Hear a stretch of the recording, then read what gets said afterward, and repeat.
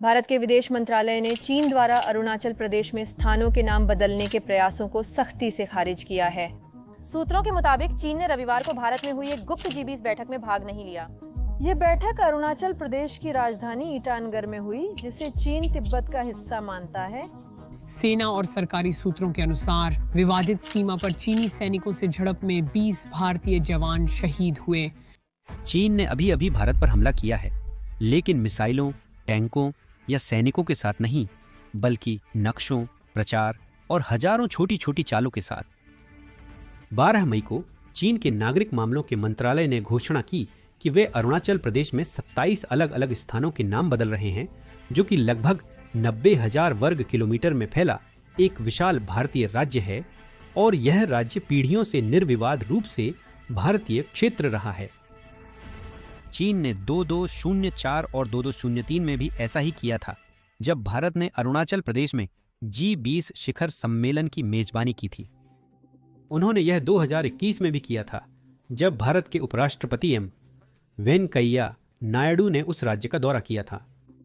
दलाई लामा, एक आध्यात्मिक नेता जिन्हें चीन पसंद नहीं करता, ने 2017 में अरुणाचल प्रदेश का दौरा किया था और चीन ने विरोध किया था।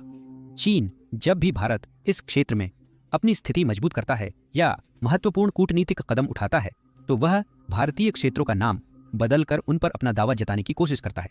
यह एक स्पष्ट पैटर्न है। यह सब काफी हानिरहित लगता है। सच कहूं तो अगर चीन उन जगहों के नाम बदलता है जिन्हें भारत पहले से नियंत्रित करता है, तो इससे कोई फर्क नहीं पड़ता। परंतु यही वो स्थान है जहां हम दोनों एक विशाल भूल कर सकते हैं। हर देश के लिए इतिहास का अर्थ भिन्न होता है। अधिकतर देश अपने इतिहास को देखते हैं ताकि वे अतीत को समझ सकें, गलतियों से सीखें या उपलब्धियों का जश्न मनाएं। चीन इतिहास को हथियार समझता है। वे इतिहास का रणनीतिक उपयोग करते हैं, अपने एजेंडा के अनुसार हिस्से चुनते हैं और जो पसंद नहीं या उनकी दावेदारी को चुनौती देता है उसे मिटाते हैं। ज्यादातर लोगों को पता नहीं है, लेकिन चीन ने इतिहास फिर से लिखकर और क्षेत्रों के नाम बदलकर तिब्बत, भीतरी मंगोलिया, पूर्वी तुर्किस्तान और मंचूरिया पर धीरे धीरे कब्जा किया है। इन स्थानों के नाम चुपचाप बदल दिए गए और उनके इतिहास को टुकड़ों में पुनर्लिखित किया गया, जब तक दुनिया ने स्वीकार नहीं किया कि वे सदैव चीनी थे। हांगकांग और मकाऊ भी अंततः चीन की रणनीति का शिकार हो गए, भले ही उनकी अलग पहचान थी। चीन कभी नहीं कहेगा कि काफी हो गया। जितना ज्यादा वे लेते हैं, उतने ही भूखे हो जाते हैं। अब वे भारत का एक हिस्सा भी लेने आ रहे हैं। इस वीडियो में हम सदियों से छुपे हुए इतिहास को उजागर करेंगे, गलत जानकारी की परतों को हटाएंगे और भारत चीन सीमा विवाद के पीछे की असली सच्चाई सामने लाएंगे। चीनी बॉट्स को ये पसंद नहीं आएगा, इसीलिए सच फैलाने में आप पर निर्भर है। अगर आप 1 सेकंड निकालकर नीचे दिए गए लाइक बटन और सब्सक्राइब बटन को दबा दें, तो यह हमारे काम में बहुत मदद करेगा। हम आपके आभारी हैं। 625 ईस्वी के आसपास एशिया बिल्कुल अलग दिखता था। विशाल साम्राज्यों ने बड़े बड़े इलाकों पर राज किया था। भारत में शक्तिशाली साम्राज्य और चीन में राजवंश थे, जिनके बीच तिब्बत स्थित था। तिब्बती साम्राज्य इतना विशाल था कि इसकी सीमाएं आज के तिब्बत से कहीं आगे तक फैली हुई थीं और इसमें वे बड़े क्षेत्र भी शामिल थे, जिन्हें आज हम भारत के लद्दाख और अरुणाचल प्रदेश के हिस्से के रूप में जानते हैं। लगभग 2 शताब्दियों तक तिब्बती साम्राज्य ने सभी दिशाओं में आक्रामक रूप से विस्तार किया और चीन के तांग राजवंश के साथ सीधा मुकाबला किया, जो चीन के सबसे शक्तिशाली साम्राज्यों में से एक था। वास्तव में तिब्बत और चीन लंबे समय से कट्टर दुश्मन रहे हैं। वे निरंतर युद्ध लड़ते रहे, संधियां करते और तोड़ते रहे। उस काल में स्थिति उतनी ही तनावपूर्ण थी। 8वीं शताब्दी की शुरुआत तक तिब्बती साम्राज्य अपने शिखर पर पहुंच गया था। परंतु अधिकांश विशाल साम्राज्यों की भांति अंततः उन्हें भी कुछ गंभीर समस्याओं का सामना करना पड़ा। सबसे बड़ी समस्या आंतरिक सत्ता, संघर्ष और शाही टकराव थी। शक्तिशाली तिब्बती नेता नियंत्रण और सत्ता के लिए आपस में संघर्ष करने लगे, बजाय बाहरी प्रतिद्वंद्वियों पर ध्यान देने के। 840 के दशक में लोंगधर्मा नया सम्राट बना, जो पिछले सम्राट रालपाचेन का भाई था। रालपचेन की रहस्यमय मौत के बाद लोंगधर्मा ने इस अवसर का लाभ उठाया और शीघ्र ही सिंहासन हथिया लिया। लेकिन लोंगधर्मा ने अपने पूर्वजों के विपरीत, जो बौद्ध धर्म के समर्थक थे और इसे तिब्बत में फैलाने में सहायक थे, एकदम उल्टा रास्ता चुना। उसने मठों, मंदिरों और भिक्षुओं को निशाना बनाकर बौद्ध धर्म को आक्रामक रूप से खत्म करने का प्रयास किया। यह क्षेत्र के लिए एक बड़ा झटका था, क्योंकि पूर्व साम्राज्यों में तिब्बत में बौद्ध धर्म बहुत प्रभावशाली हो गया था। मठ समृद्ध और शक्तिशाली संस्थाएं थीं। उनके पास संपत्ति और लोगों के जीवन पर महत्वपूर्ण प्रभाव था। अब लांगदारमा उनका खुला उत्पीड़न कर उनकी शक्ति सीमित और प्रभाव तोड़ने का प्रयास कर रहा था। भिक्षुओं को लंबे समय से मिले विशेष अधिकारों और सुरक्षा को देखते हुए इस घटना से उनमें भारी गुस्सा और नाराजगी पैदा हुई।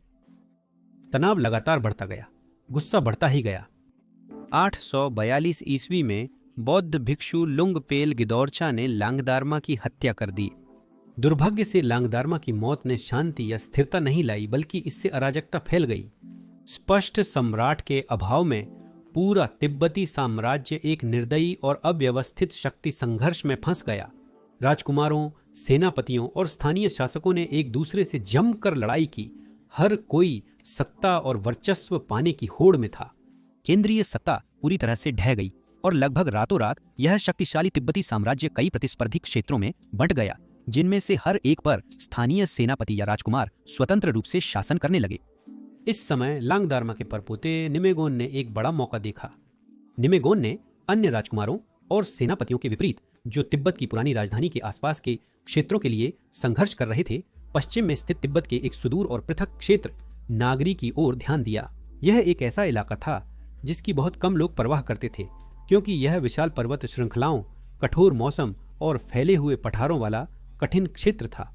यहाँ आबादी कम थी और जीना मुश्किल था, शासन करना असंभव था। फिर भी निमेगोन ने अपने वफादार अनुयायियों और सैनिकों को एकत्रित किया ताकि नए साम्राज्य की स्थापना कर सके। नागरी में निमेगोन का नया साम्राज्य न सिर्फ टिका रहा, बल्कि खूब फला फूला भी, जबकि अन्य क्षेत्र बिखर गए। कुछ साल शासन के बाद निमेगोन की मृत्यु हो गई। तिब्बती परंपरा के अनुसार उसका साम्राज्य सिर्फ एक बेटे को नहीं मिला, उसके कई बेटे थे। सबसे बड़े बेटे लाचेन पेरगेगन ने साम्राज्य के पश्चिमी भाग पर शासन किया, लेकिन लाचेन ऐसा व्यक्ति नहीं था जो थोड़ी सी विरासत में मिली जमीन पर मौन शासन करके संतुष्ट हो जाए। वह महत्वाकांक्षी था और कुछ बड़ा, अधिक शक्तिशाली और स्थायी बनाने का संकल्प लिया था। उसने अपने लोगों को इकट्ठा किया और पश्चिम की ओर मर्जुल क्षेत्र में आगे बढ़ा, जिसका अर्थ तिब्बती भाषा में निचली भूमि है। मर्जुल रणनीतिक रूप से महत्वपूर्ण था, क्योंकि यह तिब्बत, भारत और मध्य एशिया को जोड़ने वाले महत्वपूर्ण पहाड़ी दर्रों और व्यापार मार्गों को नियंत्रित करता था। व्यापारी, भिक्षु, यात्री और सेनाएं सभी इस क्षेत्र से गुजरती थीं, जिससे यह अत्यंत मूल्यवान और प्रभावशाली बन गया था। समय के साथ लोगों ने मरयुल नाम का प्रयोग छोड़ दिया और लगभग 1460 के आसपास यह समृद्ध क्षेत्र लद्दाख के नाम से प्रसिद्ध हो गया। हालांकि लद्दाख ने तिब्बत के साथ मजबूत सांस्कृतिक और धार्मिक संबंध बनाए रखे, फिर भी इसने पूर्व में विभाजित और राजनीतिक रूप से अस्थिर तिब्बती क्षेत्रों से भिन्न एक अलग पहचान विकसित की। 16वीं सदी की शुरुआत तक लद्दाख एक समृद्ध और गहराई से बौद्ध राज्य बन चुका था, जो अपनी सुंदर मठों, समृद्ध संस्कृति और व्यस्त व्यापार मार्गों के लिए प्रसिद्ध था। लद्दाख ने अन्य बौद्ध राज्यों, विशेषकर भूटान के साथ घनिष्ठ संबंध बनाए, जो बौद्ध धर्म की एक भिन्न शाखा का अनुसरण करता था। भूटान तिब्बत का कट्टर राजनीतिक और धार्मिक प्रतिद्वंद्वी था। जब लद्दाख ने भूटान के साथ संबंध बनाने शुरू किए तो ल्हासा के शासक संदिग्ध और असहज हो गए। इन तनावों ने अंततः खुला युद्ध छेड़ दिया।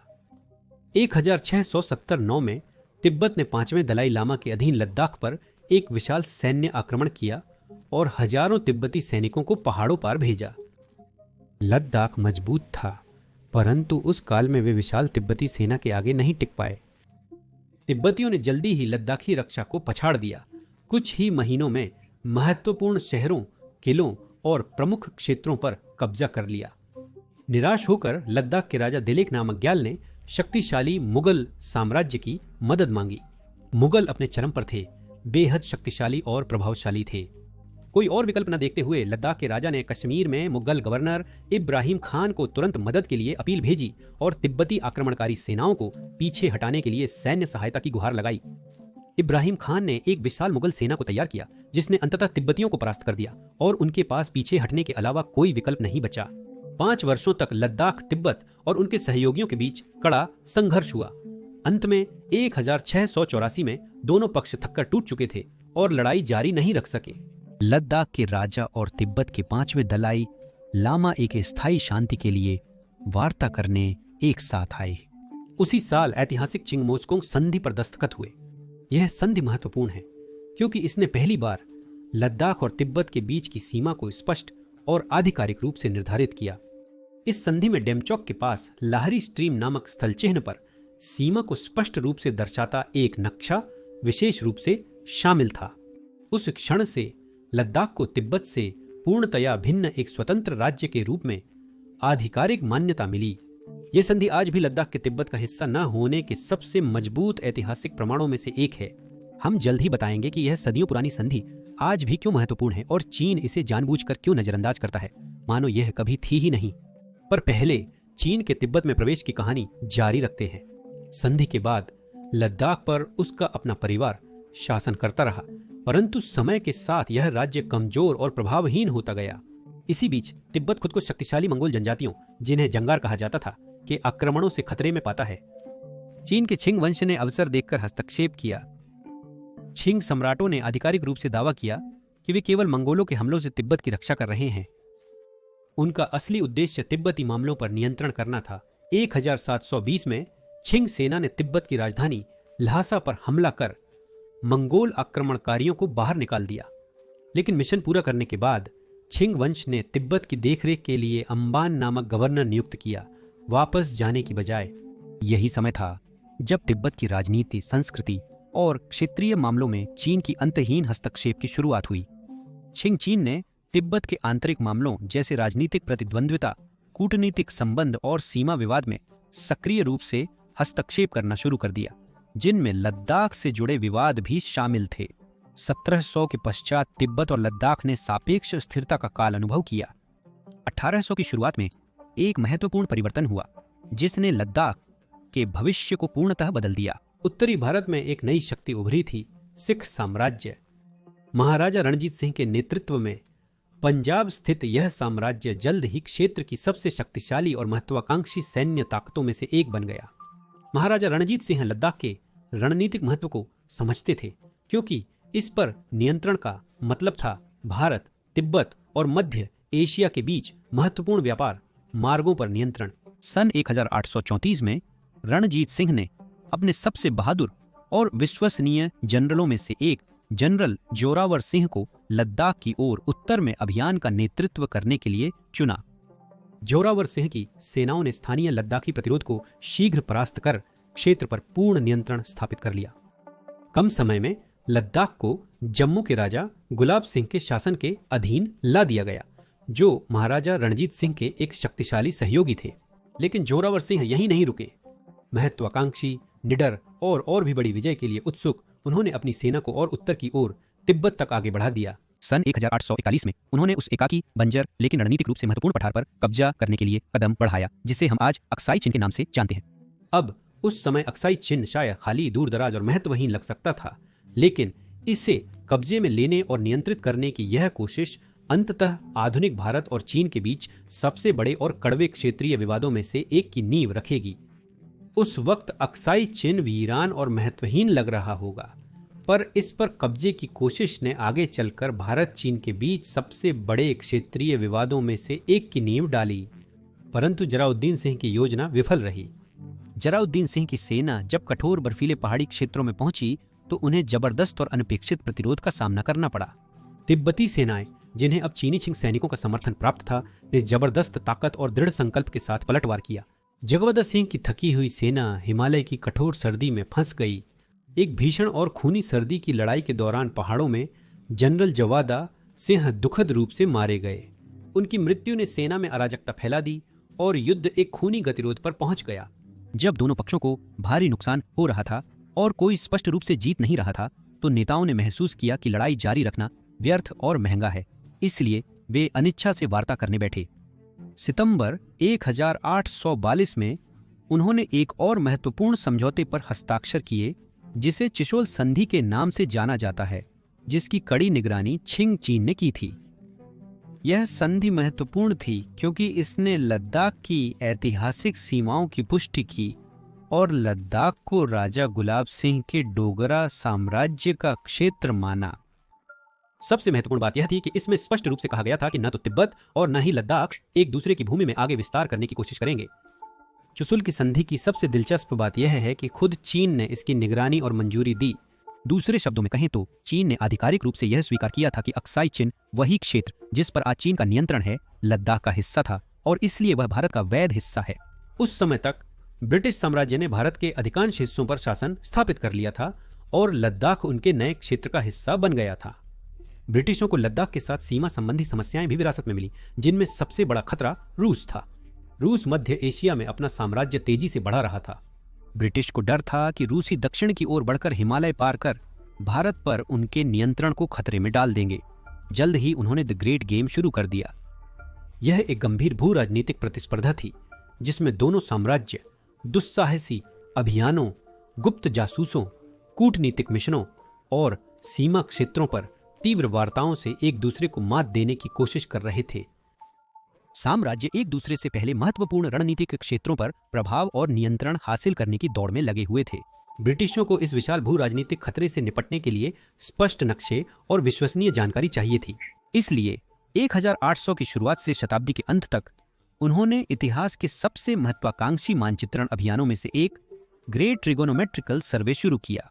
ब्रिटिश सर्वेयर और खोजकर्ता ने लद्दाख, अक्साई चिन, सिक्किम, भूटान, हिमाचल प्रदेश और पूरे पूर्वोत्तर क्षेत्र, जिसे आज अरुणाचल प्रदेश कहा जाता है, के अनजाने इलाकों में खतरनाक यात्राएं की।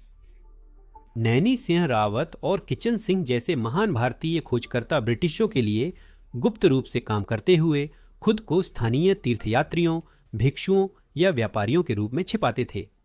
उन्होंने अपने प्राणों की बाजी लगाकर तिब्बत और चीन के नियंत्रित क्षेत्रों की यात्रा की और सावधानीपूर्वक महत्वपूर्ण भौगोलिक व राजनीतिक जानकारी दर्ज की। इन अभियानों ने विस्तृत व सटीक नक्शे बनाए जिनमें पहाड़ी दर्रों, घाटियों, नदियों और रणनीतिक क्षेत्रों को चिह्नित किया गया, जो अक्सर इतिहास में पहली बार था। परंतु नक्शे बनाना ही पर्याप्त नहीं था। ब्रिटिशों ने समझा कि चीन या रूस जैसे बड़े साम्राज्यों के साथ सीमाएं होना खतरनाक है, इसलिए उन्होंने बफर स्टेट्स बनाने का निर्णय लिया। छोटे स्वतंत्र राज्य जो ब्रिटिश मित्र हों और जिन्हें उनके भारतीय क्षेत्रों और शक्तिशाली प्रतिद्वंद्वियों के बीच रणनीतिक रूप से स्थित किया जाए। सिक्किम और भूटान महत्वपूर्ण बफर राज्य थे। 1871 में ब्रिटेन ने टुमलांग संधि द्वारा सिक्किम को संरक्षित राज्य बनाया, उसकी सीमाएं निर्धारित की और विदेशी संबंधों पर नियंत्रण किया। इससे ब्रिटिश भारत और तिब्बत के बीच एक छोटा मित्रवत राज्य बन गया जो महत्वपूर्ण रक्षात्मक ढाल का काम करता था। 1845 में एक छोटे संघर्ष के बाद ब्रिटिशों ने भूटान के साथ सिंचुला संधि की, जिससे सीमाएं स्पष्ट हुईं और शांतिपूर्ण संबंध सुनिश्चित हुए। ब्रिटिशों ने भूटान और सिक्किम को स्वतंत्र राज्यों के रूप में मित्रवत अवरोध बनाए, जो चीन और रूस को ब्रिटिश क्षेत्र से सुरक्षित दूरी पर रखते थे। वहीं पश्चिम में लद्दाख, विशेषकर अक्साई चिन के आसपास स्थिति अधिक जटिल थी। 1845 में ब्रिटिश सर्वेयर विलियम जॉनसन ने एक सीमा रेखा प्रस्तावित की, जिसे अब जॉनसन लाइन कहा जाता है। इसने पूरे अक्साई चिन्ह को लद्दाख और ब्रिटिश भारत के भीतर रखा। दिलचस्प बात यह है कि उस समय चीन ने इस रेखा को कभी स्पष्ट रूप से खारिज या आधिकारिक रूप से विरोध नहीं किया, जिससे जॉनसन लाइन को आज भी ऐतिहासिक महत्व मिलता है। 1899 में ब्रिटिश अधिकारी जॉर्ज मैकार्टनी ने एक और सीमा का प्रस्ताव दिया, जिसमें अक्साई चिन का अधिकांश भाग चीन को दिया गया, लेकिन चीन ने कभी स्पष्ट सहमति या जवाब नहीं दिया, जिससे भारत और चीन के बीच आज भी भ्रम और विवाद बना हुआ है। इसी समय अरुणाचल प्रदेश नामक नए क्षेत्र में भारत की पूर्वी सीमा पर भी स्थिति जटिल हो रही थी। 1914 में ब्रिटिश भारत ने तय किया कि उसे वहां भी स्पष्ट सीमाओं की आवश्यकता है। ब्रिटिश राजनयिकों ने तिब्बती प्रतिनिधियों से शिमला में मुलाकात की और विख्यात शिमला समझौते पर हस्ताक्षर किए। ब्रिटिश वार्ताकार हेनरी मैकमोहन ने एक दुस्साहसी प्रस्ताव रखा। उन्होंने तिब्बत को 2 भागों में विभाजित कर दिया। पहला, ल्हासा में तिब्बती सरकार के अधीन और चीन द्वारा संरक्षित एक स्वायत्त क्षेत्र, जिसे आउटर तिब्बत कहा गया, लेकिन उसमें चीन की सीधी दखलंदाजी नहीं होगी। फिर इनर तिब्बत नामक दूसरा क्षेत्र, जिसमें खाम और अमदो के पूर्वी प्रांत शामिल हैं, सीधे चीन के नियंत्रण में रहेगा। लेकिन इस समझौते का एक और महत्वपूर्ण व विवादास्पद हिस्सा था ब्रिटिश भारत और तिब्बत के बीच एक स्पष्ट सीमा रेखा निर्धारित करना। इस उद्देश्य की प्राप्ति हेतु हेनरी मैकमोहन ने तिब्बती प्रतिनिधियों से मिलकर पूर्वी हिमालय की ऊंची पर्वत श्रेणियों के साथ एक सीमा रेखा निर्धारित की। लेकिन इस समझौते का एक और अहम हिस्सा था, और शायद सबसे विवादास्पद भी। उन्हें ब्रिटिश भारत और तिब्बत के बीच एक स्पष्ट सीमा रेखा खींचनी थी। इस लक्ष्य को पाने के लिए हेनरी मैकमोहन ने तिब्बती प्रतिनिधियों के साथ मिलकर पूर्वी हिमालय की उच्चतम पर्वतमालाओं के साथ एक सीमा रेखा सावधानी से निर्धारित की। तवांग और अरुणाचल प्रदेश के अन्य क्षेत्र इस सीमा रेखा के दक्षिण में ब्रिटिश भारत के अधीन स्पष्ट रूप से रखे गए थे। यह रेखा मैकमोहन रेखा के नाम से प्रसिद्ध हो गई। शिमला वार्ता के प्रारंभ में चीन के प्रतिनिधि ने भी सतर्क स्वीकृति प्रदर्शित की। उन्होंने मसौदा संधि पर हस्ताक्षर कर समझौते की शुरुआत की थी। बीजिंग ने जल्द ही उस संधि को पूरी तरह खारिज कर दिया। चीन के नेताओं का तर्क है कि तिब्बत को बिना चीन की सहमति के स्वतंत्र रूप से संधियों पर हस्ताक्षर या सीमाओं को बदलने का कोई कानूनी अधिकार नहीं है। चीन की आपत्ति के चलते उसने शिमला सम्मेलन पर हस्ताक्षर करने से इनकार कर दिया। अंततः केवल ब्रिटेन और तिब्बत ने जुलाई 1914 में इस संधि को औपचारिक रूप से स्वीकारा और हस्ताक्षरित किया। फिर भी ब्रिटेन ने तिब्बत को निर्णय लेने में पूर्णतः सक्षम माना। मैकमोहन रेखा ब्रिटेन के लिए पूर्वी सीमा को स्पष्ट रूप से परिभाषित करने वाली आधिकारिक रेखा थी। 1947 में भारत की आजादी के बाद भारत ने ब्रिटिश द्वारा निर्धारित सीमाओं को, जिसमें मैकमोहन रेखा भी शामिल थी, अपनी पूर्वी आधिकारिक सीमा के रूप में स्वीकार किया। भारत के प्रथम प्रधानमंत्री जवाहरलाल नेहरू इस विचार पर अडिग थे। उन्होंने 1954 में स्पष्ट सीमाओं वाले आधिकारिक नक्शे प्रकाशित किए। उन्होंने घोषणा की कि भारत की सीमाएं वही हैं, नक्शा हो या न हो, परंतु चीन का नजरिया भिन्न था। 1949 में माओ जेडोंग की कम्युनिस्ट क्रांति के बाद स्थापित पीपुल्स रिपब्लिक ऑफ चाइना ने ब्रिटिश काल की हर सीमा या संधि को खारिज कर दिया। माओ ने 1684, 1842 और 1914 के सभी पुराने समझौतों को चीन पर विदेशी साम्राज्यवादियों द्वारा थोपे गए अन्यायपूर्ण समझौते माना। चीन ने कहा कि वह केवल उन सीमाओं को मानेगा जिन्हें वह ऐतिहासिक या पारंपरिक रूप से मान्य मानता है। सरल शब्दों में कहें तो इसका मतलब था कि बीजिंग अपनी सीमाएं अपने हिसाब से फिर से तय करना चाहता था, चाहे पहले कौन से नक्शे या समझौते मौजूद रहे हों और चाहे अन्य देशों की इस बारे में जो भी राय हो। इसी सोच ने आक्रामक क्षेत्रीय दावों के लिए रास्ता तैयार किया, जैसे दक्षिण चीन सागर में 10 डैश लाइन, ताइवान पर चीन का दावा और अन्य क्षेत्रों पर विवाद। अरुणाचल प्रदेश के विवादित होने का मुख्य कारण भारत और चीन के बीच गहरा मतभेद है। भारत 1914 की शिमला कन्वेंशन में खींची गई मैकमोहन रेखा के साथ दृढ़ता से खड़ा है, जबकि चीन इसे पूर्णतः अस्वीकार करता है। उस समय सीमा विवादों के बावजूद दोनों देश खुद को सार्वजनिक रूप से निकट मित्र के रूप में प्रस्तुत करते थे। भारत के प्रधानमंत्री जवाहरलाल नेहरू दो महान एशियाई सभ्यताओं के बीच एक मैत्रीपूर्ण साझेदारी बनाने में विश्वास रखते थे। हैरानी की बात है कि नेहरू ने तो संयुक्त राष्ट्र सुरक्षा परिषद में चीन की स्थायी सीट लेने का अमेरिका का जबरदस्त प्रस्ताव भी ठुकरा दिया था। इसके बजाय उन्होंने जोर दिया कि उस पद का असली हकदार चीन ही है। यह फैसला अब जब पीछे मुड़कर देखा जाता है तो भारत में बहुत से लोग इसे एक बहुत बड़ी कूटनीतिक गलती मानते हैं, जिसका देश आज भी गहरा अफसोस करता है। जब नेहरू उदार कदम उठा रहे थे तब चीन उस सद्भावना का उचित जवाब नहीं दे रहा था। बीजिंग चुपके से तिब्बत पर अपना नियंत्रण बढ़ा रहा था। माओ की कम्युनिस्ट क्रांति के एक साल बाद 1949 में चीनी सैनिक आक्रामक रूप से तिब्बत में घुस गए और घोषणा की कि वे इस क्षेत्र को मुक्त कर रहे हैं।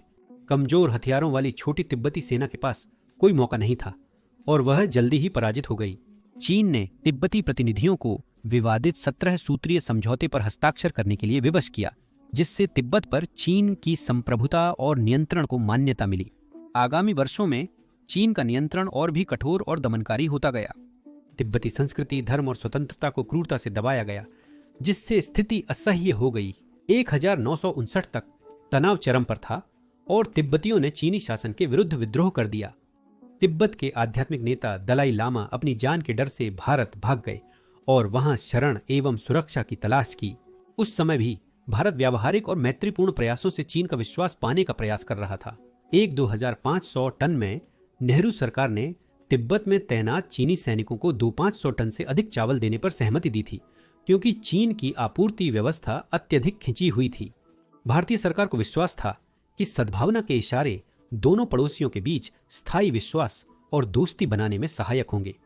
दुर्भाग्यवश यह उदारता बुरी तरह उलटी पड़ गई। निजी तौर पर चीनी नेताओं ने नेहरू की दयालुता को कमजोरी समझकर उसका मजाक उड़ाया और उनकी सोच को भोला एवं बुर्जुआ करार दिया। चीन ने भारत की सद्भावना का फायदा उठाते हुए पीठ पीछे आक्रामक कदम उठाना शुरू कर दिया। 1921 से 1957 के बीच चीनी इंजीनियरों ने गुप्त रूप से अक्साई चिन में एक रणनीतिक राजमार्ग बनाया, जिसे भारत पूरी तरह अपना मानता था।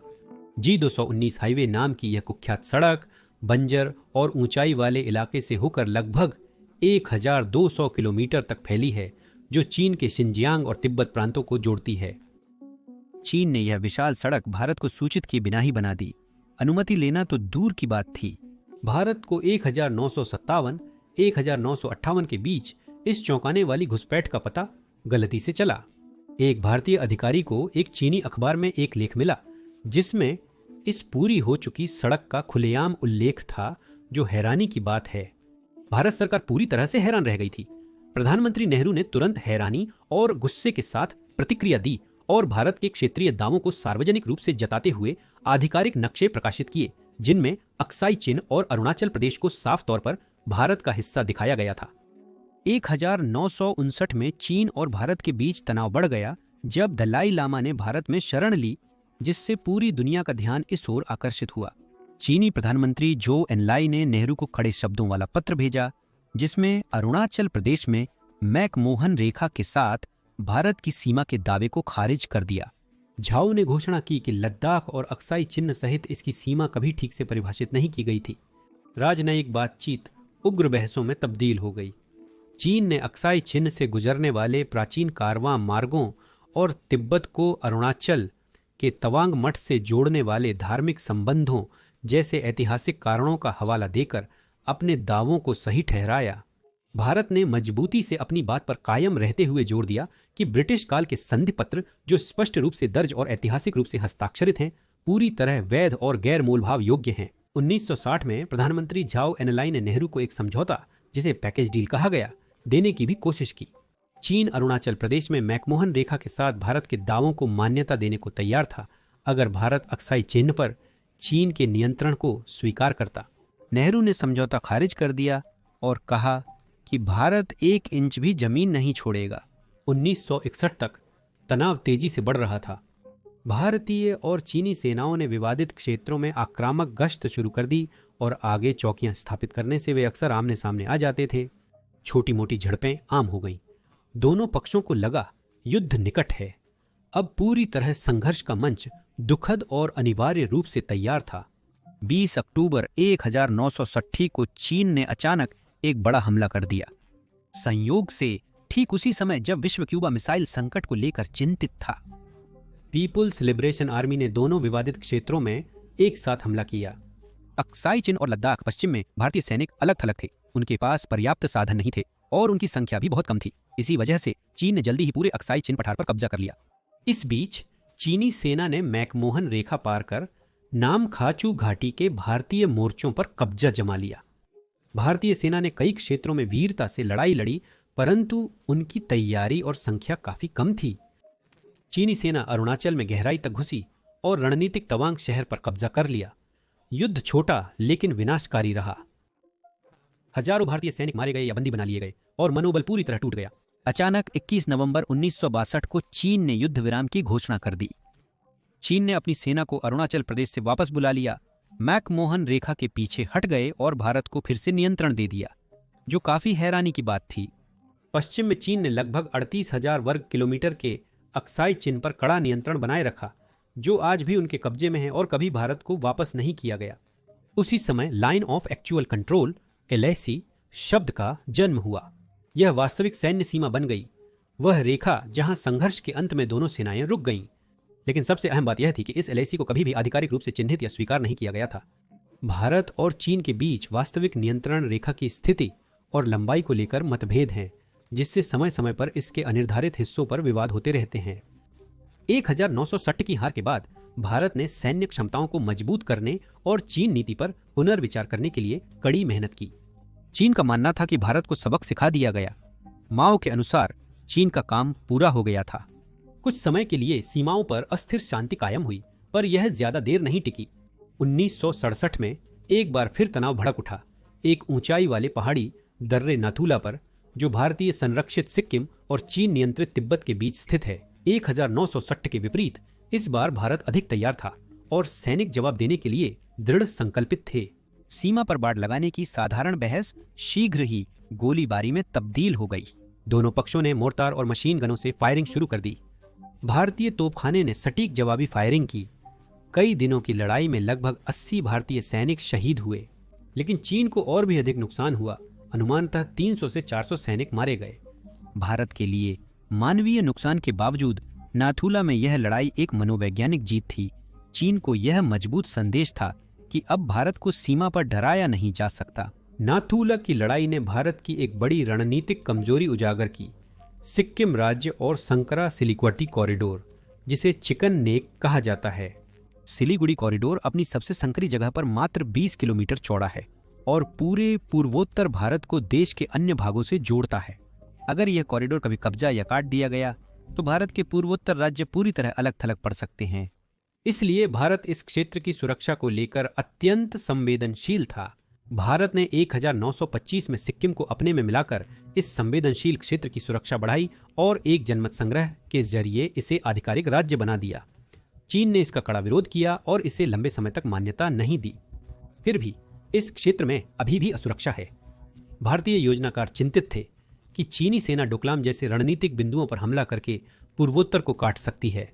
यह डर 2017 के डोकलाम संकट में एक बार फिर सामने आया। 1970 के नाथुला संघर्ष के बाद भारत और चीन आगे सैन्य टकराव टालने को इच्छुक दिखे। चीन सांस्कृतिक क्रांति के दौरान आंतरिक अराजकता में उलझ गया, जबकि भारत को पाकिस्तान के साथ युद्ध और आंतरिक समस्याओं जैसी चुनौतियों का सामना करना पड़ा। 1980 के अंत तक भारत और पाकिस्तान ने सीमा पर तनाव कम करने के लाभ को समझा। 1988 में प्रधानमंत्री राजीव गांधी के चीन दौरे ने एक नए अध्याय की शुरुआत की। दोनों पक्षों ने 1999 और 1999 में शांति और स्थिरता समझौतों पर हस्ताक्षर किए ताकि विवादित सीमा पर शांति बनी रहे। 1999 की सहमति में बिना हथियारों के रहने का अनोखा नियम शामिल था। दोनों सेनाओं ने सहमति जताई कि वे LAC के 2 किलोमीटर के दायरे में बंदूक या विस्फोटक का इस्तेमाल नहीं करेंगी। सैनिकों को जंगली जानवरों से सुरक्षा के लिए बंदूकें रखने की अनुमति थी, परंतु टकराव के दौरान गोली न चलाने के स्पष्ट आदेश थे। आमने सामने की भिड़ंत में गोलियों के बजाय लात, घूंसे, डंडे और पत्थरों का इस्तेमाल होता था। यह अजीब लग सकता है, पर ये नियम दशकों से छोटी बहसों को गंभीर संघर्षों में बदलने से बचाते आए हैं। 1990 और 2000 के दशकों में चीन ने विवादित सीमा पर अपनी स्थिति निरंतर सुदृढ़ की। उन्होंने बड़े पैमाने पर इंफ्रास्ट्रक्चर बनाने का अभियान चलाया, नई सड़कें बनाई, एयरबेस निर्मित किए, 2006 में छिंघाई तिब्बत रेलवे जैसी रेल लाइनें लगाईं और बॉर्डर पर ऐसे गांव बसाए जो सिविलियन दिखते थे पर आसानी से मिलिट्री इस्तेमाल हो सकते थे। यह बुनियादी ढांचा चीन को LAC के साथ सैनिकों और उपकरणों का तेज स्थानांतरण करने में मदद करता है। लेकिन दूसरी ओर भारत काफी पीछे रह गया। भारतीय सीमा सड़कें या तो खराब स्थिति में थीं या मौजूद ही नहीं थीं। ऐसा आंशिक रूप से जानबूझकर किया गया था, क्योंकि भारत मानता था कि खराब सड़कें चीनी आक्रमण को धीमा कर सकती हैं, और आंशिक रूप से नौकरशाही की अक्षमता, पर्यावरणीय चिंता और लोकतांत्रिक राजनीतिक मुद्दों के कारण भी। दशकों तक भारतीय विश्लेषकों ने इस असंतुलन के बारे में चेतावनी दी और सरकार को बराबरी पर आने के लिए प्रेरित किया। भारतीय सैनिकों को संवेदनशील सीमा क्षेत्रों तक पहुंचने में कई दिन लगते थे, जबकि चीनी सैनिक वहां कुछ घंटों में गाड़ी से पहुंच जाते थे। आखिरकार भारत ने इस अंतर को 2000 के दशक के अंत में और खासकर 2010 के दशक में महसूस किया और बॉर्डर रोड्स ऑर्गेनाइजेशन जैसी एजेंसियों के माध्यम से सीमा सड़कों को बेहतर बनाने में अरबों डॉलर खर्च किए। चीन की सीमा पर सलामी स्लाइसिंग नामक चालाक रणनीति बुनियादी ढांचे के अंतर से भी बड़ी समस्या थी। चीन धीरे धीरे और सावधानी पूर्वक सीमाओं पर अतिक्रमण करता था, हर बार थोड़ी सी जमीन हड़पता था, बजाय किसी बड़े और स्पष्ट आक्रमण के। पीपुल्स लिबरेशन आर्मी आगे बढ़कर भारतीय गश्ती दलों व स्थानीय चरवाहों को कुछ इलाकों में जाने से रोकती और फिर उन्हें हमेशा से चीन का हिस्सा बताकर दावा कर लेती थी। समय के साथ ये छोटे टुकड़े मिलकर एक बड़ा हिस्सा बन गए। 2020 की शुरुआत में गलवान घाटी में घातक झड़प से पहले भारतीय पर्यवेक्षकों ने चेतावनी दी थी कि चीन ने धीरे धीरे कई क्षेत्रों में LAC को पश्चिम की ओर खिसका दिया है। एक आंतरिक रिपोर्ट के अनुसार भारतीय बलों ने पूर्वी लद्दाख में 65 पारंपरिक गश्ती बिंदुओं में से 26 पर नियमित पहुंच खो दी थी। समय के साथ चीनी सैनिकों ने धीरे धीरे भारतीय गश्ती मार्गों को अवरुद्ध कर दिया और उन्हें बफर जोन कहा, जो अब चीन के नियंत्रण में हैं, जबकि पहले इन इलाकों में भारतीय सैनिक आज आदि से गश्त करते थे। महत्वपूर्ण रणनीतिक क्षेत्र जैसे डेपसांग मैदान, जहां 2013 से भारतीय गश्त की अनुमति नहीं, और पैंगोंग त्सो और गोरगा के पास के स्थान भारत की पकड़ से बाहर हो गए और अब वहां जाना मना है। चीन भारतीय क्षेत्रों के नाम बदल रहा है और इतिहास को फिर से लिख रहा है। इन कारणों से सीमा पर एक तूफान तैयार हो रहा है। सवाल यह नहीं है कि चीन अगला हमला करेगा या नहीं, बल्कि यह है कि वह कब करेगा। चूंकि ये दोनों एशियाई दिग्गज परमाणु हथियारों से लैस हैं, इसलिए कह पाना मुश्किल है कि एक नया संघर्ष कब या कैसे एक खतरनाक निर्णायक मोड़ ले सकता है। परंतु हमें यह भी समझना होगा कि चीन का सुनियोजित आक्रमण प्रायः हिंसा और रक्तपात से मुक्त नहीं होता। उदाहरण के लिए 2017 में डोकलाम घटना को देखें। डोकलाम भारत के संवेदनशील चिकन नेक क्षेत्र पर नजर रखता है। चीनी सैनिकों द्वारा डोकलाम में भूटान की जमीन पर अचानक सड़क निर्माण शुरू करने पर भारत ने भूटान के अनुरोध पर तत्काल हस्तक्षेप किया। भारतीय सैनिकों ने निर्माण दल को आगे बढ़ने से रोक दिया। दोनों सेनाएं 2 महीने से अधिक समय तक कुछ मीटर की दूरी पर आमने सामने डटी रहीं। स्थिति अत्यंत तनावपूर्ण थी और पूर्ण संघर्ष में परिवर्तित होने की कगार पर थी। अंततः कूटनीतिक दबावों से दोनों पक्ष पीछे हटे। चीन ने निर्माण रोका, भारत पीछे हटा। 2020 में जब दुनिया कोरोना वायरस डिजीज 2019 से जूझ रही थी, चीन ने अपने सैनिकों को पूर्वी लद्दाख के महत्वपूर्ण क्षेत्रों में आगे बढ़ा दिया। यह पैंगोंग त्सो झील के पास शुरू हुआ, जहां दोनों सेनाएं फिंगर्स नामक पहाड़ियों के किनारे नियमित गश्त करती थीं। चीन ने अचानक भारतीय सैनिकों को उनकी नियमित गश्त मार्गों पर जाने से रोक दिया। चीनी घुसपैठ गोरगा, हॉट स्प्रिंग्स और डेपसांग जैसे अन्य महत्वपूर्ण इलाकों में भी हुई। भारत द्वारा अतिरिक्त सैनिकों की तैनाती से वहां तनावपूर्ण स्थिति उत्पन्न हुई। 15 जून 2020 को गलवान घाटी में तनाव और बढ़ गया। सैनिकों ने नंगे हाथों, पत्थरों, कांटेदार तारों में लिपटे डंडों और कीलों वाली लोहे की छड़ों से युद्ध किया। सुबह तक 20 भारतीय सैनिक शहीद हो गए। चीन ने आधिकारिक रूप से सिर्फ 4 मौतें स्वीकारी, लेकिन स्वतंत्र रिपोर्टों में 40 से अधिक नुकसान बताए गए। गलवान ने भारत को झकझोर और गुस्से से भर दिया, जिससे शेष भरोसा भी टूट गया। सरकार के तनाव कम करने के प्रयास के बावजूद जनता के आक्रोश ने भारत को कड़ा रुख अपनाने पर मजबूर किया। गलवान के बाद भारत और चीन ने कई बार बातचीत की। उन्होंने आंशिक रूप से पीछे हटने और बफर जोन नामक क्षेत्र बनाने पर सहमति जताई। जैसा कि मैंने पहले बताया, ये जोन भारत के लिए और अधिक परेशानी का कारण बने। आज भी चीन धीरे धीरे भारत की जमीन हड़पने की रणनीति जारी रखे हुए है। बार बार प्रतिक्रिया भड़काता है, भारत की सहनशीलता परखता है और एक बड़े टकराव के करीब ला रहा है। और शुरुआत में बात किए गए 1000 घाव का क्या हुआ? यही वो जगह है जहां दूसरे देश अहम भूमिका निभाते हैं। भारत भूटान, नेपाल, बांग्लादेश, श्रीलंका, म्यांमार और पाकिस्तान जैसे कई छोटे देशों से घिरा हुआ है। ऐतिहासिक रूप से ये देश एक प्राकृतिक बफर की तरह काम करते थे, जो चीन को सुरक्षित दूरी पर रखता था। कम से कम पहले ऐसा ही था। पहले ये पड़ोसी देश भारत के साथ थे, पर चीन ने धीरे धीरे सोच समझकर भारत के प्रभाव को कम किया है। उसने जमीन हड़पी, आर्थिक दबाव डाला और जरूरत पड़ने पर रिश्वत और राजनीतिक चालें चली। बांग्लादेश पहले ही चीन के प्रति झुकाव दिखा चुका है। श्रीलंका बीजिंग के कर्ज के जाल में पूरी तरह फंसा हुआ है और पाकिस्तान चीन की कठपुतली बन चुका है। शायद अन्य देश भी इसी राह पर चलने लगे। जब ऐसा होगा, तब पड़ोसी देश अपनी अपनी छोटी छोटे पहुंचाएंगे। बांग्लादेश से अवैध घुसपैठ भारत के सीमावर्ती राज्यों में तेजी से फैल रही है। पाकिस्तान समर्थित आतंकी हमले हो रहे हैं। श्रीलंका ने रणनीतिक बंदरगाह चीन को सौंप दिए हैं और नेपाल धीरे धीरे चीन की ओर झुक रहा है। आप समझ रहे हैं ना? अलग अलग देखें तो ये घटनाएं छोटी और अलग थलग लग सकती हैं, लेकिन जब आप इन्हें समय के साथ महीनों सालों में जोड़ते हैं, तो नुकसान विनाशकारी हो जाता है, ठीक वैसे ही जैसे हजारों छोटी छोटी चोटें धीरे धीरे भारत को खून से खाली कर रही हों।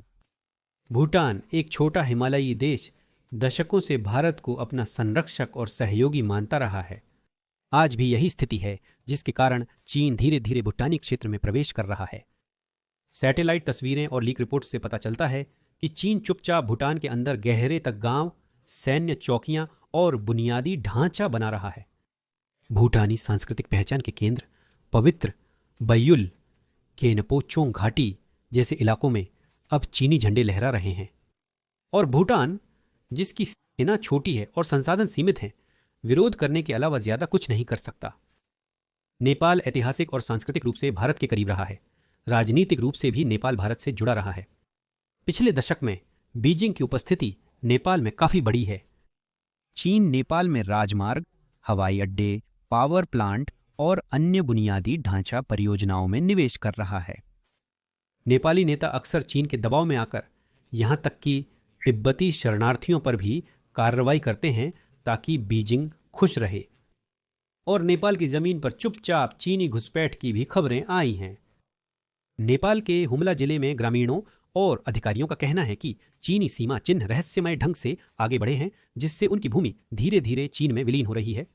कुछ सुना सुना सा लग रहा है। अगला है बांग्लादेश। बांग्लादेश ने लंबे समय से भारत के साथ घनिष्ठ मित्रता और ऐतिहासिक संबंध साझा किए हैं। हालांकि हाल ही में बांग्लादेश में चीन का आर्थिक निवेश तेजी से बढ़ा है। बांग्लादेश में चीनी आरणों द्वारा वित्त पोषित बड़े पैमाने पर बुनियादी ढांचा परियोजनाएं, बंदरगाह और विशेष आर्थिक क्षेत्र उभर रहे हैं।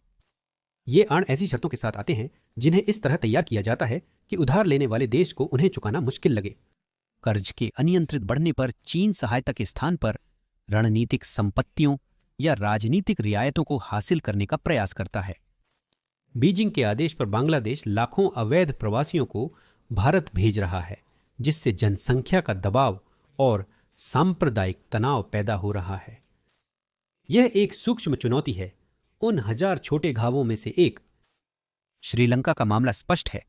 जब श्रीलंका को चीन के प्रोजेक्ट्स के कर्ज चुकाने में परेशानी हुई तो चीन ने इसका फायदा उठाया। कर्ज माफी नहीं, बल्कि महत्वपूर्ण संपत्तियों पर नियंत्रण पाने के लिए रणनीतिक रूप से स्थित हम्बनटोटा बंदरगाह अब वास्तव में चीनी क्षेत्र बन गया है, जिसे बीजिंग को 99 साल के लिए लीज पर दिया गया है। चीन वहां से नौसैनिक जहाज तैनात कर सकता है। अब भारत को अपने दक्षिण में सीधे चीनी मौजूदगी से निपटना पड़ रहा है। म्यांमार भी तीव्र गति से चीन के प्रभाव में आ रहा है। चीनी कंपनियां म्यांमार की अर्थव्यवस्था पर हावी हैं। चीन म्यांमार के सीमावर्ती इलाकों में विद्रोही मिलिशिया को फंड करता है, जिससे भारत की पूर्वोत्तर सीमा पर अराजकता फैलती है। अंत में है पाकिस्तान, भारत का चिरकालीन प्रतिद्वंद्वी, जो वर्तमान में लगभग पूरी तरह चीन का पिट्ठू बन गया है। पाकिस्तान अलग है। चीन उसे आयरन ब्रदर कहता है और चीन पाकिस्तान आर्थिक गलियारे में अरबों डॉलर निवेश किया है, जो पाकिस्तान अधिकृत कश्मीर से गुजरती एक विशाल परियोजना है, जो कानूनी रूप से भारत की भूमि है। पाकिस्तान लंबे समय से भारत विरोधी आतंकी समूहों को समर्थन, धन और शरण प्रदान करता रहा है। यह केवल समस्या का एक छोटा सा हिस्सा है। जैश-ए-मोहम्मद और लश्कर-ए-तैयबा जैसे संगठनों ने भारत में कई क्रूर हमले किए हैं। 2008 से 2025 के बीच मुंबई, पठानकोट, पुलवामा और पथगाम में हुए हमलों में सैकड़ों निर्दोष नागरिक और सैनिक मारे गए। और ये कोई राज नहीं है कि इन्हें कौन समर्थन देता है। खुफिया एजेंसियों, खासकर इंटर सर्विस इंटेलिजेंस ने आतंकवादियों को प्रशिक्षण और हथियार देकर भारत के खिलाफ आतंक का हथियार के रूप में इस्तेमाल किया है। चीन के समर्थन से पाकिस्तान अधिक आश्वस्त महसूस कर रहा है। बीजिंग संयुक्त राष्ट्र में पाकिस्तान को राजनयिक समर्थन देता है और जाने माने आतंकवादियों को प्रतिबंधों और वैश्विक ब्लैकलिस्ट से बचाता है। फिर मानवीय पहलू भी है। पाकिस्तान द्वारा पाकिस्तान अधिकृत कश्मीर और गिलगित बाल्टिस्तान में किया जा रहा दमन, ये क्षेत्र सही मायनों में भारत की ही भूमि है। उन्होंने दशकों तक अत्याचार सहे हैं। राजनीतिक दमन, मानवाधिकारों का उल्लंघन, जबरन गायब कर देना, यातना और लगातार दमन। पाकिस्तान चीन का सबसे तीखा हथियार है, जिसने भारत को पहले ही कई गहरे और पीड़ादायक घाव दिए हैं। जब आप पीछे हटकर इस पूरे चित्र को देखते हैं तो आपको ठीक ठीक समझ आता है कि चीन की रणनीति वास्तव में कितनी खतरनाक है। चीन धीरे धीरे और योजनाबद्ध तरीके से भारत के प्रभाव को कम कर रहा है और उसे उसके ही पड़ोस में अलग थलग कर रहा है। वे पड़ोसी देशों को रणनीतिक रूप से रिश्वत या धमकी देकर कमजोर बना रहे हैं। प्रचार, ऐतिहासिक पुनर्लेखन और सोची समझी आक्रामकता से भारत की सीमाओं को धीरे धीरे कमजोर कर रहे हैं। चीन धीरे धीरे वास्तविकता को ही बदल रहा है, जैसे कि अरुणाचल प्रदेश के शहरों का नाम बदलना, ऐतिहासिक रिकॉर्ड फिर से लिखना, भूटान में अवैध निर्माण, बांग्लादेश सीमा पर आर्थिक जाल, पाकिस्तान को आतंक का कठपुतली बनाना और ग्रेट फायरवॉल के पीछे गलत सूचना फैलाना। चीन के सूचना युद्ध को समझना अत्यंत महत्वपूर्ण है, क्योंकि आज इन छोटे छोटे युद्धों को पहचानना ही कल देश की सीमाओं की रक्षा और अचानक यह देखने के बीच का अंतर हो सकता है कि नक्शा पूरी तरह बदल गया है। देखने के लिए धन्यवाद।